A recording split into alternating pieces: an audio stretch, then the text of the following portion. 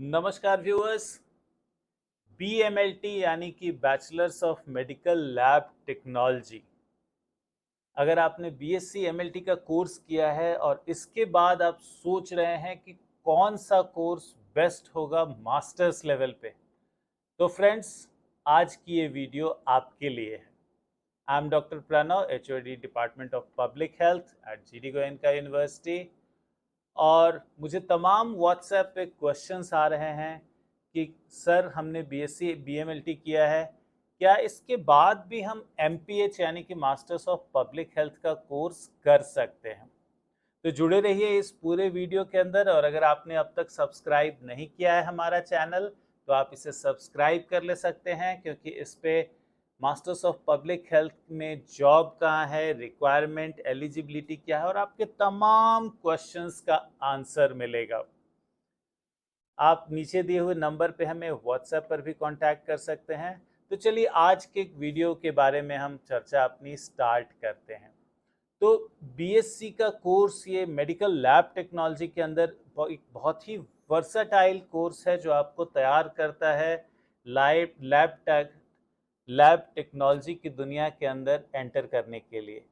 आप एक लैब की चेन में जॉब ज्वाइन कर सकते हैं, या एक ट्रेनिंग के अंदर आप हॉस्पिटल्स में ज्वाइन कर सकते हैं, या चाहे तो आप एक अपनी लैब स्टार्ट कर सकते हैं।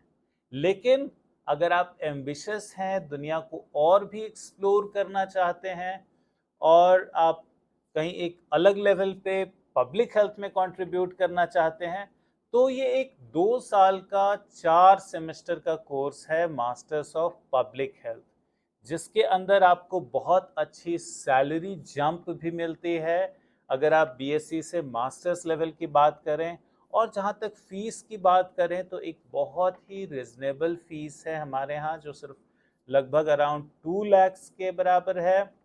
और इस कोर्स को हमने 4 पार्ट में डिवाइड किया है। फर्स्ट सेमेस्टर में बेसिक नॉलेज दी जाती है पब्लिक हेल्थ सिस्टम के बारे में, यानी कि मलेरिया क्या है, ट्यूबरकुलोसिस क्या है, एचआईवी क्या है, और गवर्नमेंट के प्रोग्राम्स कौन कौन से हैं जिससे गवर्नमेंट पूरे कंट्री के अंदर malaria, HIV, tuberculosis, maternal health, इन सब के सिचुएशन को बेटर करने की कोशिश कर रही है।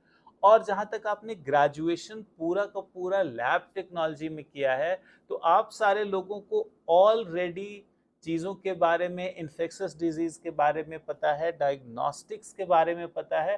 So you definitely have got a great edge edge compare to other students, जिनको कि ये पूरा सिस्टम समझने में और फिगर आउट करने में ही काफ़ी टाइम लग जाता है। तो वो तमाम स्टूडेंट्स जो बीएमएलटी करके आए हैं, उन्हें एक बहुत अच्छी ग्रोथ मिलती है। चाहे नेशनल ट्यूबरकुलोसिस प्रोग्राम की बात करें, या मलेरिया प्रोग्राम की बात करें, या हम एचआईवी कंट्रोल की बात करें, या दूसरे वेक्टर बॉर्न डिजीजेस की बात करें।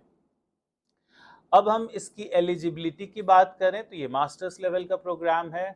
अगर आपने ग्रेजुएशन अपना फिनिश कर लिया है, तो आप इसके लिए अप्लाई कर सकते हैं। इस एप्लीकेशन में सबसे महत्वपूर्ण चीज़ ये देखी जाएगी, आपका पब्लिक हेल्थ में जेन्युइन इंटरेस्ट है या नहीं है।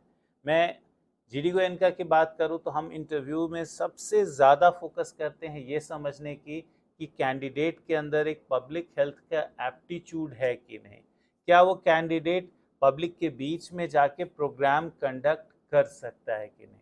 तो आप खुले विचारों के साथ आइए, अपने आप को ओपन करके आइए कि आप एक हेल्थ सिस्टम में अपने आप को महत्वपूर्ण हिस्सा इमेजिन कर पाएँ। आप इंटरव्यू में अच्छा करेंगे। अगर आप में पैशन है, तो हमारे पास कंप्लीट इंफ्रास्ट्रक्चर है, जो 2 साल में आपको ट्रेन करके एक कंप्लीट पब्लिक हेल्थ प्रोफेशनल बना सकता है। एलिजिबिलिटी के बाद बात करूं ड्यूरेशन की, जैसा मैंने बताया 2 साल 4 सेमेस्टर का कोर्स है। इसके अंदर 8 महीने आप फील्ड में बिताते हैं, जहां आपको ट्रेनिंग दी जाती है फील्ड में, हैंड्स ऑन ट्रेनिंग, जिसमें चाहे एनीमिया मुक्त हरियाणा का प्रोग्राम हो, या ट्यूबरकुलोसिस एलिमिनेशन का प्रोग्राम हो, या मलेरिया के ऊपर प्रोग्राम हो, या चाइल्ड हेल्थ के ऊपर प्रोग्राम हो। आपको लगातार ट्रेनिंग दी जाती है, जिससे आप में पब्लिक के बीच में काम करने की कॉन्फिडेंस आती है, एक डायग्नोसिस करने की, स्क्रीनिंग करने की टेक्निक्स आपको सिखाई जाती है, स्टैटिस्टिक्स सिखाया जाता है, जिसके बेसिस पे आप सर्वे कर सकते हैं। सर्वे के सारे फैक्ट्स जो निकल के आते हैं उसकी आप एनालिसिस कर सकते हैं, और साथ साथ उस एनालिसिस के ऊपर पॉलिसी मैटर्स में इंटरवेंशन के लिए आप पॉलिसी फ्रेमवर्क भी बना सकते हैं। तो ये हुई आपकी जॉब रोल्स। इसके बाद हम बात करें सैलरी और पैकेजेस की, तो स्टार्टिंग सैलरी फ्रेशर्स के लिए ये 4 to 5 लाख से स्टार्ट होगी, और विद इन 2 to 3 इयर्स इसके पैकेज बढ़ के 8 to 9 लाख हो जाती है। आप इंडिया के तमाम गवर्नमेंट प्रोग्राम्स में वर्क कर सकते हैं, जैसा मैंने इनमरेट किया, चाहे मलेरिया एलिमिनेशन प्रोग्राम हो, या ट्यूबरकुलोसिस प्रोग्राम हो, या HIV का प्रोग्राम हो, या मैटरनल हेल्थ और चाइल्ड हेल्थ का प्रोग्राम हो।